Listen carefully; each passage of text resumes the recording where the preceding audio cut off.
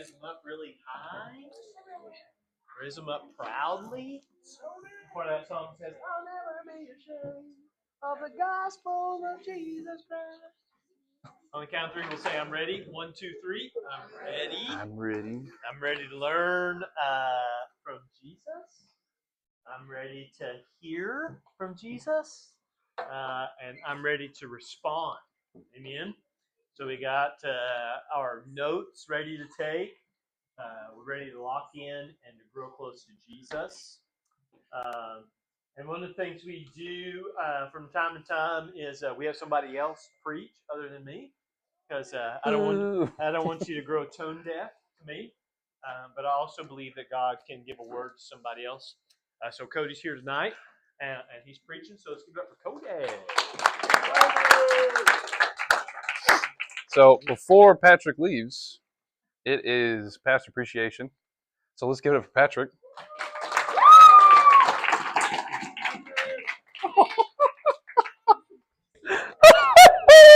There. It'll be all right. It'll be okay. Yeah. Oh, thanks, guys. Much love. Much love. It's not about me.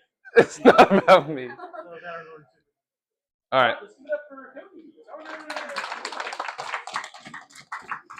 So, first thing we're going to do before we start, this basket right here, I'm going to come around.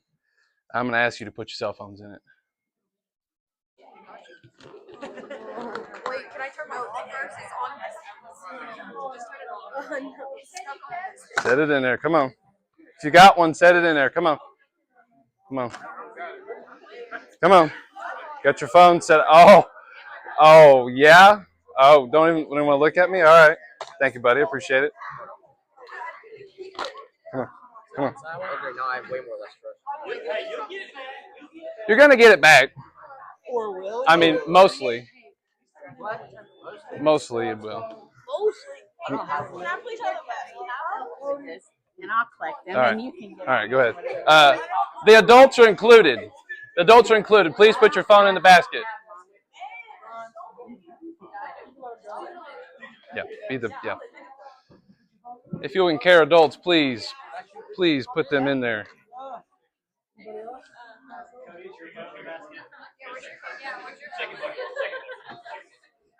Wow. Huh? My phone's up here. Up. Fine. I'll put mine in there. I don't care. Here, put mine in there too. Here's that. I don't need it. I don't care. To be honest, I don't even want one. Yeah. Sweet. Perfect. Missing one. Are we? I guess I'll just. I'm kind of impressed. I'm kind of impressed, to be honest. I mean, that's impressive. Hey, if you put your phone in here, give yourself a round of applause. Yeah. That's awesome. I know there's separation anxiety there, so good job. Good job, everybody. I am thoroughly impressed by you guys. That's great. Okay. So tonight's gonna be a little different. It's gonna be very interesting. I'm excited to see how this goes. Our first question I'm gonna ask: anybody in here hunt of any kind? Ever been hunting or hunt? Okay. Yes. No. This is real life. This is not behind a screen. We are gonna be anti-screens tonight. What do you hunt? Deer. You said you do? Deer. Anybody else hunt anything besides deer? People. Okay. Squirrel, rabbit. Okay. Those are good. Okay. What? Bears? Anybody hunt bears? Oh, no. What? Okay, that's all right. That could be a game. All right. I'm going to show a picture if Parker will show it here. What the heck? That's a horrible picture. Okay. Anybody know what this is? If you think it's a fox, raise your hand. Okay, good. This, in fact, is a coyote. Has anybody ever? Shh. Has anybody ever seen a coyote? Okay. All right. Good. Were they dead or alive? Okay. So, anyways, good. You can keep that up there for a minute. So, a buddy of mine that I work with, we decided to try to do something this winter, fall. We were going to try and get into some kind of hunting we wanted to besides deer. And we saw some cool videos of people coyote hunting. We were like, oh, that's super cool. It's pretty cheap to get into. We already had the guns or whatever, and we wanted to try it. So that's what we did. We went and bought what's called a coyote call. And there's a few different ways to actually coyote hunt, but that's the one we went with. That's what we wanted to do. So what a coyote call does is it projects different animal sounds to attract that coyote. So you'll be sitting in the middle of a field, a pasture, you'll set it out there 50, 75 yards away from you. You make certain calls. That way it draws them in. And I actually have it with me.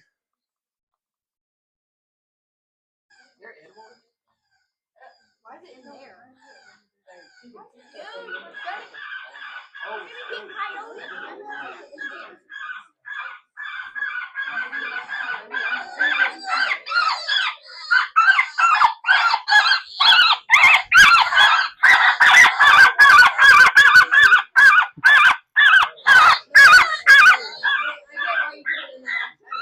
All right. The tail, good question, Kyle. Love it. The tail is to attract it in the middle of a field. It spins. It's on a timer. It'll spin. So the couple sounds just played for you. There's many different styles of sounds you can call. You can do all kinds of different wild. It does work. We've only got to go once so far, just with work and timing and stuff like that. So if you wouldn't care, turn in your Bibles to Genesis 39, 6 to 12, and you're probably thinking, what in the world has that got to do with anything with tonight? Well, we're going to get into that. Let me turn this off so I don't waste the battery for it. Genesis 39. So, as you turn there, I'm going to give you a little background on our boy Joseph. So, Joseph is who's the main guy we're talking about in our story. Couple chapters beforehand, he's got a few brothers, and his brothers really do not like him whatsoever. They did not want to do nothing with him. Joseph had some dreams, and those dreams portrayed them bowing before him as their king. And they absolutely hated the thought of that, didn't like it. He had multiple dreams like that, and they just refused to believe it. And another thing they didn't like about him was Joseph was their dad's favorite son. They really did not like that. So that is a big part of what we're going to be talking tonight. So what their brothers did, it's terrible. They sold him into slavery. They caught him when he wasn't looking. They were going to actually just go ahead and kill him, but they decided not to. We had some other people join in that said, no, let's not do that. Let's just. And a guy came. They sold him to slavery. Well, he wound up being shipped off to Egypt, and while he was there, he got bought by a guy named Potiphar, and that's where we're going to pick up in Genesis 39. Now, through this whole process, the Lord was with Joseph and helped him succeed in everything he did while he was in slavery and through Potiphar. So you got the yes, so great. So you guys follow along as I read here. We're going to be starting in verse 6, and we're going to go to 12. So Potiphar gave Joseph complete administration responsibility over everything he owned. With Joseph there, he didn't worry about a thing, except what kind of food to eat. Joseph was a very handsome and well-built young man, and Potiphar's wife soon began to look at him lustfully. Come and sleep with me, she demanded. But Joseph refused. Look, he told her, my master trusts me with everything in his entire household. No one here has more authority than I do. He has held back nothing from me except for you, because you are his wife. How could I do such a wicked thing? It would be a great sin against God. She kept putting pressure on Joseph day after day, but he refused to sleep with her, and he kept out of her way as much as possible. One day, however, no one else was around when he went into to do his work. She came and grabbed him by his cloak, demanding, Come on, sleep with me." Joseph tore himself away, but he left his cloak in her hand as he ran away from the house. So Joseph did so well for Potiphar that he gave him like whatever he needed, whatever he wanted. He was the top dog in control of everything he owned, which I feel like in slavery that's pretty good. And why do you think that is? Why do you think he had everything that he needed while he was there during slavery? That's my daughter, by the way. Just saying. Anybody got an idea? Why do you think he was taken care of while he was in slavery? It's that was rich. Okay. All right. That's a good point. Anything else? It's like a really basic. You go ahead. He did everything he was told to do. Okay. He did everything he told to. There we go. Because God was with him. The Lord was with him through the entire process. He had him where he wanted him, okay? And Potiphar's wife, day after day, was trying to get him, hey, come on, let's do this, come on. And every day he said no. He said, no, I can't. He said, no, this is not what the Lord wants for me. He does not want me to sin against him. But she persisted day after day. Come on, just kept tempting him over and over again, to the point where he fled. He literally ran away. I don't think he even had any clothes on. He ran away. He just was like, I'm done with you. I need to get out of here. 1 Corinthians tells us to run from sexual sin. No other sin clearly affects the body as this one does. For sexual mortality is a sin against your own body. It doesn't say to just going to casually walk away from this. No. It says to run away from this, because this is the most clear that affects the body. And that doesn't just go for sexual temptation. That goes from any other temptation that we face day to day. Could be drugs. Could be alcohol. Could be lying. Could be pornography. Could be gossiping. Could be stealing. Whatever it is, he wants us to run away from it. He doesn't want us to play with it or even play with the idea of even being near it. So he wants us to just completely run away from it. See, a lot of Cody's, what will happen is when you're out on the field and you're waiting for them to be coming in, a lot of them will be drawn all the way to the call. They'll be drawn in by everything. But every once in a while, you have some that'll get halfway, 3/4 of the way, and they will turn around and run away when they realize what's happening. And that's pretty much like us. Every day we're tempted by something we know is wrong, that we know we shouldn't do. Now, unlike Joseph, there's a lot of times we fail. A lot of times we fall in that situation. Now, I'm going to let you know that being tempted is not a sin. Being tempted of that. But now falling for that temptation or doing whatever it is you know is wrong, that's when we sin. That's when we act on it. And something else I want you to know is God never tempts us. He never tempts us to sin. But the devil will do everything in his power to make you fail. He wants you to fail. He wants you to submit to that temptation every day. I'll tell you what, he's pretty good at it. I fail every day. And it's just like, come on. And I'll tell you what, he knows exactly what buttons to push and when to push them. Always at the wrong time, and we're not ready for it. We're never like, woo. So there are things in our lives that we know that we're rock solid in. There's like, yeah, you know what? We have that self-control to be like, no, I'm not going to fall for that. I'm not going to do that. But the devil's not going to attack you there. He knows you got that hands down. He's got that pat. He's going to attack you where you might let it slip when nobody's looking. You might, you know what? Maybe that's not so bad. Or you around your friends and you feel like, oh, everybody else is doing it. I'm going to do it too. So something. Oh, I'm so sorry. I'm going to put this here so I don't step on it. So something that we might let slip are these things right here. These cell phones. How many of us are having our cell phones? Bunch of heathens. Can't believe you. No, I'm just kidding. But to be honest, realistically, as I get older, I'm not that old. Realistically, as I get older, I hate them. Absolutely hate them. I come in to somewhere and here, anywhere else I work, people are buried in them. absolutely buried in them. To the point where there's real life happening outside of that, by the way. You look outside the phone, look, there's people. Look, there's the whole world. It's to the point where you guys struggle to have real face-to-face conversations without you behind the screen. It's pretty sad. I know how many hours you guys spend on your phone. I've asked you. 14 hours was the highest I got the other day. You realize how many hours are in a day? Holy cow, it's only 10 hours. You're supposed to be asleep. Thank you, Adam.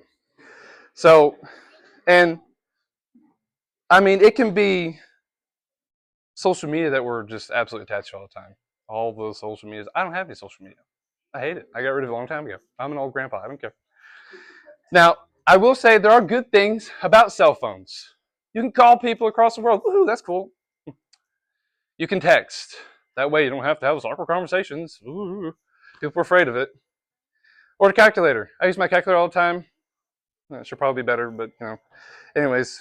But you know what Jesus tells us to do when we have something in our lives that causes us to sin? He tells us to cut it off. He tells us to get rid of it. Quite honestly, I think it's time we start following through that.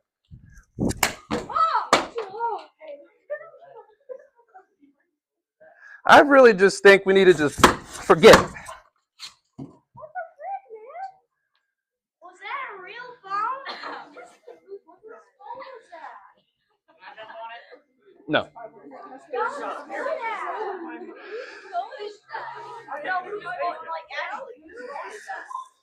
So, that's exactly what I think about it. And I want you to look around the room. I want you to look around the room. Shh, shh, shh. So many people are like, oh my gosh, whose phone is that? Holy crap. Goodness gracious, he just destroyed a phone. Those are expensive. That's how attached you are to these things. Your life should not be consumed by technology made by man. Your life should be consumed by Jesus. Then it was sent for us to die on a cross. That way we may live with him eternally until when this life is over. Every day. That right there, it's nobody's phone, by the way. Just go ahead and tell you. Just calm your nerves. That's the whole point. It's a real phone. No, it's not fake. That's a real phone. I got that from somebody, just to let you know. But what I'm saying is, shh. This front row needs to chill. This front row needs to chill right here. But we're so consumed with all of these things, with the world that's trying to draw you in. All of it. That we're so consumed that we're just like, holy crap, I don't know what I'm going to do without it. Our whole life is within that little tiny box every day. Like I said, there's real life people outside that thing. And when just like the Lord was with Joseph through everything he went through, he was there. That thing's not there with you. I mean, you sure you carry around with you every day. That's not going to save you. That's not going to save you to go to heaven. Not at all. Realistically, that's just another way the devil can come in and push your buttons when you don't have your shield up, don't have your guard up. You're not ready. Okay? So this is what I'm going to say here. What I want all of you to be the Cody that realizes what's happening and run away from it. When that temptation comes, run away from it. I don't care if you have to physically run away from it. Just get away from it and just don't even go for it. Like I said, the Lord was with Joseph through everything. And if you call upon the Lord, he will be there for you. And he wants all of us to choose him over our sinful habits. He wants us to completely choose him over all the bad things that we are tempted to go through every day. That's my bottom line for tonight. Choose God over your sinful habits. Do we have that? That's all right. Can you say that with me? You ready? I'll say it again. That way you guys know what it is. Choose God over your sinful habits. Ready? We're going to say it together. 1, 2, 3. Choose God over your sinful habits. All right. I'm going to read you Romans 6:12 through 14. Is that the whole thing? Okay. Do not let sin control you control the way you live. Do not give in to sinful desires. Do not let any part of your body become an instrument of evil to serve sin. Instead, give yourselves completely to God, for you were dead, but now you have life. So use your whole body as an instrument to do what is right for the glory of God. Sin is no longer your master, for you no longer live under the requirements of the law. Instead, you live under the freedom of God's grace. See, when you ask the Lord to save you and you have a personal relationship with Him, sin is no longer your master. The Lord is. The Lord is your master when you ask Him into your life. He gives us power to say no. Yes, it is a very hard thing to do because we're human and we are not perfect. But He gives us that power. He's with us. And we're not perfect. We're going to fall at times. But the Lord will be right there with us to pick us up, dust our feet off, dust us off, and say, hey, I'm going to get you through this. We're going to do this together. We're going to get through this temptation that you're fighting every day.